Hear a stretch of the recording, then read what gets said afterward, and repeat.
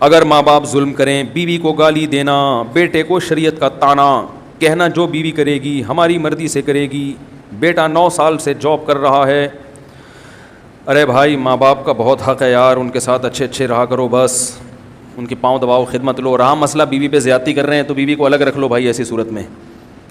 سمجھ رہے ہو؟ گھر میں اگر معاملہ خراب ہو رہا ہے، پھڈے کوشش تو کرو، جوائنٹ فیملی کے جو برکتیں ہیں وہ اکیلے رہ کے حاصل نہیں ہوتی، لیکن اگر پھڈے بازی ہو رہی ہے تو پھر الگ کر لو. سمجھ رہے ہو؟ لوگ کہتے ہیں ابا تانے دیں گے، کوئی کچھ مسئلہ نہیں ہے، دینے تو تانے، وہ بعد میں بھی تانے ہی دیں گے جب پھڈے ہوں گے نا، اور جب طلاقیں ہوں گی وہ پھر بھی تانے ہی ہوں گے. تو یہ نیچرل لائف ہے شادی کے بعد علیحدہ ہونا. سمجھ رہے ہو؟ اگر شادی کے بعد لوگ الگ نہ ہوتے تو جہاں آدم علیہ السلام اور اماں ہوا تھے آج ہم وہیں ٹکے ہوئے ہوتے سارے کے سارے، ایسے کنجسٹڈ بالکل چپک چپک کے رہ رہے ہوتے ایک ساتھ. کیا خیال ہے بھائی؟ ان کے بچے ہوتے گئے، شادیاں ہوتی گئیں، چین بھی آباد ہو گیا، امریکہ آباد ہو گیا، برطانیہ آباد ہو گیا، پاکستان، انڈیا، یہ پوری دنیا اسی طرح تو آباد ہوئی ہے. شادی ہوئے پتلی گلی سے نکلو، یہ تو نیچرل ہے. سمجھ رہے ہیں کہ نہیں سمجھ رہے؟ یہ نیچرل ہے، اس میں ماں باپ کو زبردستی نہیں کرنی چاہیے کہ نہیں ادھر ہی رہے گا، ادھر ہی رہے گا. نہیں تو پہلے سے یہ امیدیں بہوؤں سے لگاؤ ہی نہیں، اس زمانے میں درد سر کے علاوہ کچھ بھی حاصل نہیں ہوگا. آج کل عورتوں کو کہاں خدمت سکھائی جاتی ہے؟ باپ کی نہیں کر رہی وہ سسر کی کریں گی. ارے کہیں خدمت کا چیپٹر ہے ہی نہیں، نہ اسکول میں کوئی خدمت کا چیپٹر ہے. فزکس کی کسی کتاب میں لکھا ہوا ہے کہ ابا کی خدمت کرو گی تو یہ اس کا یہ فارمولا ہے، لکھا ہوا ہے کہیں؟ یہ ایکویشن اس کی یہ ہے، امی کی خدمت کی ایکویشن، اس میں تو اتنے کلومیٹر فی گھنٹہ کی رفتار سے آپ بھاگو گے ہیں، اتنی دیر تک تو فلاں جگہ پہنچ جاؤ گے. میں جب فزکس پڑھتا تھا نا تو ہم نے ایک ایکویشن پڑھی تھی کہ اتنے کلومیٹر فی گھنٹہ کی رفتار سے آپ چلیں گے اور ایکسلریشن اتنی ہوگی تو اتنی دیر میں وہاں پہنچ جائیں گے. تو ہم لوگ شارع فیصل جاتے تھے اپنی پھپھو سے ملنے، تو میں وہ کلومیٹر ناپتا تھا اس کے بس کے نا کہ اتنے کلومیٹر جا رہی ہے اور جانا وہاں ہے تو کتنی دیر میں، تو کیلکولیشن میں لگا رہتا تھا. تو فزکس میں تو یہ سکھایا جاتا ہے، میتھ میں 2 اور 2 4 سکھایا جاتا ہے، کیمسٹری میں بھی کچھ اور سکھایا جاتا ہے، پانی کا فارمولا اور نمک کا فارمولا، ٹھیک ہے نا. اس میں کوئی چیپٹر خدمت، بہوؤں سے خدمت لینے کا تصور اس زمانے میں ساس بھی نکال دے اور سسر بھی. یہ بہویں بڑی جدید زمانے کی بہویں ہیں، آپ اپنے زمانے پر ان کو قیاس مت کرو. بڑی نالائق ہوتی ہیں بہویں جو ساس سسر کی خدمت نہیں کرتی، میں ان کو اپریشیٹ نہیں کر رہا، لیکن یہ گراؤنڈ ریئلٹی ہے، وہ نہیں کریں گی. بیوی شوہر کی نہیں کر رہی آج کل، اپنے باپ کی نہیں کر رہی، وہ سسر کی کہاں سے کرے گی خدمت یار؟ کچھ تو کامن سینس استعمال کرنی چاہیے نا، زمانے کو بھی تو دیکھو.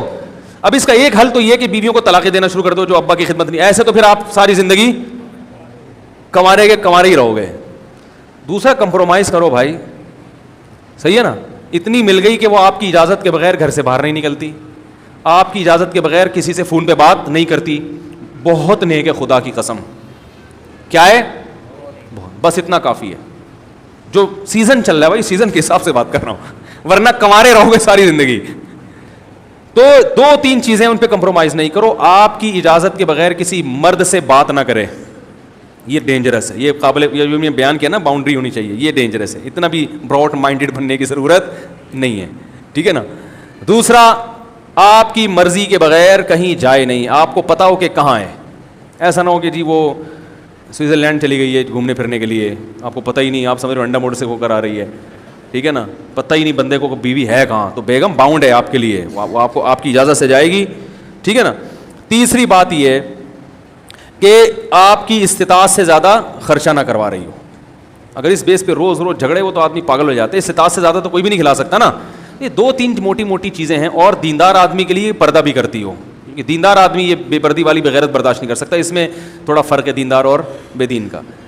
تو اور نماز، ہماری رائے میں نماز پہ بھی ہم کمپرومائز، نماز بے نمازی نہیں چلے گا بھائی ہمارے سے. نماز پڑھنی ہے، پردہ کرنا ہے، شوہر کی اجازت کے بغیر گھر سے باہر نہیں نکلنا. 3 چیزیں کر رہی ہے، بہت اچھی نیک بیوی مل گئی، بس گزارا چلاؤ اس کے ساتھ. ابا اماں کی خدمت کرنی چاہیے، نہیں کر رہی آپ خدمت کر لو. ابا ہاں برا بلا نہ کہتی ہو، ایسا نہ ہو کہ ابا کو جا کے سنا رہی ہو، اماں کو جا کے صلواتیں یہ غلط ہے.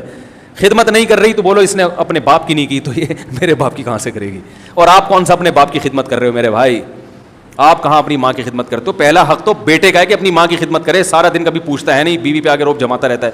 تو عورت کو چاہیے کہ اپنے ساس سسر کی خدمت کرے، اس کی اخلاقی ذمہ داری ہے. لیکن نہیں کر رہی تو اس بنیاد پہ طلاقیں بولو بھائی مت دو، گھر مت اجاڑو. یہ سیزن، اسی فیشن چل رہے ہیں آج کل مارکیٹ میں، اسی قسم کی بہویں اویلیبل ہیں. آپ اگر جاؤ گے تو آرڈر پہ بھی نہیں بنتی آج کل وہ والی جو پرانے زمانے کی بہویں ہوتی تھیں. سمجھ رہے کہ نہیں سمجھ رہے؟ چلاؤ گزارا. تو ہاں میں یہ کہہ رہا تھا کہ نہیں بنتی, لڑائی جھگڑے ہو رہے ہیں, بھائی بیگم کو الگ. تو میں نے گھر میں کہا ہوا ہے کہ بیٹے بالغ ہوں گے الگ رہیں گے, ہم خود ملنے چلے جایا کریں گے بہو سے. کیا خیال ہے بھائی؟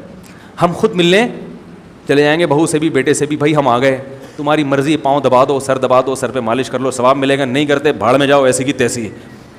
ٹینشن لینے کا نہیں ہے. لوگوں نے ٹینشن لی ہوئی ہے, یار بیٹا خدمت نہیں کر رہا, بہو پوچھتی نہیں ہے. او بھائی آج کل اللہ کا خوف کہاں ہے, اور ٹینشنوں کے دنیا میں کم بکھیڑے ہیں. کر رہا ہے بھائی ثواب ملے گا, نہیں کر رہا تو بھائی ہم اپنے پاؤں پہ کھڑے ہیں, اللہ کسی کا محتاج نہ بنائے ہمیں. صحیح ہے نا؟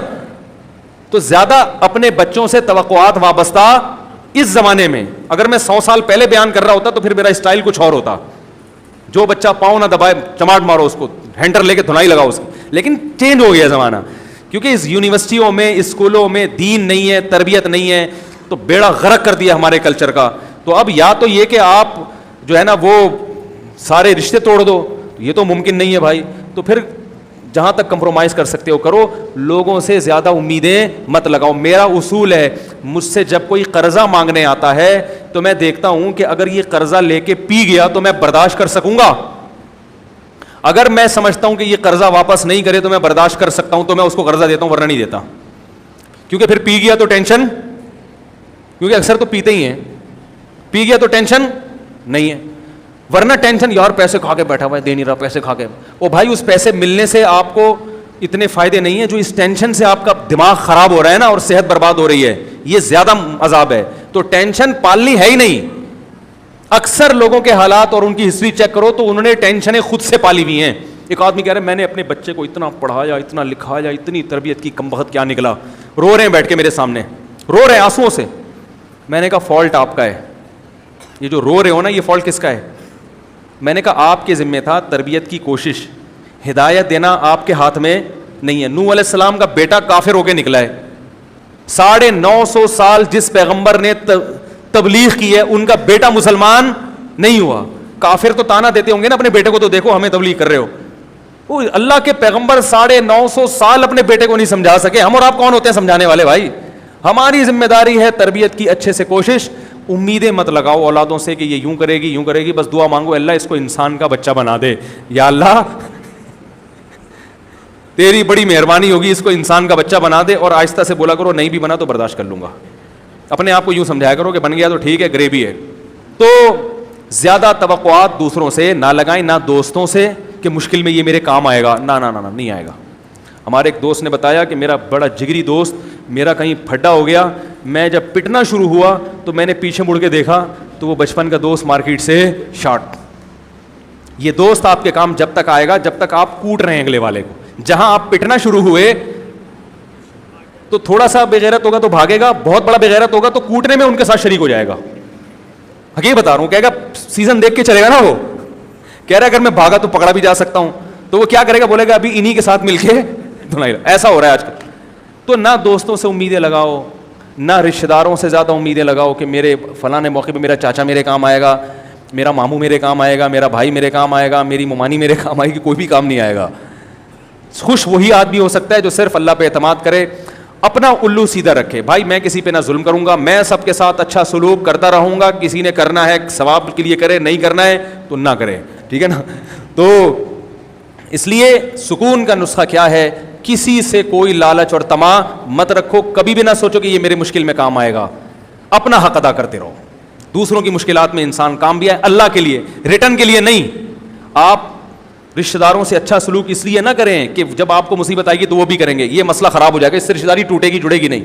آپ اچھا سلوک کریں, بھائی میں آخرت چاہتا ہوں, بس آپ نے کرنا ہے کرو, نہیں کرنا بھاڑ میں جاؤ. ہم اپنا فرض ادا کرتے رہیں گے نماز روزے کی طرح. ہم نماز کیوں پڑھتے ہیں؟ اللہ کو خوش کرنے کے لیے نا, چاہے کوئی خوش ہو یا نہ ہو. تو اسی طرح بھائی ہم بہن بھائیوں سے اور رشتہ داروں سے اچھا سلوک کریں گے اللہ کو خوش کرنے کے لیے. اس کا ریٹرن آپ دے دو, اچھی بات ہے, نہیں دو کوئی پرابلم نہیں ہے, کیونکہ ہم امیدیں لگا کے ہی نہیں بیٹھتے. نہیں آ رہی سمجھ میں تو جیسے چل رہے ہیں بھائی ویسے ہی چلتے رہیں.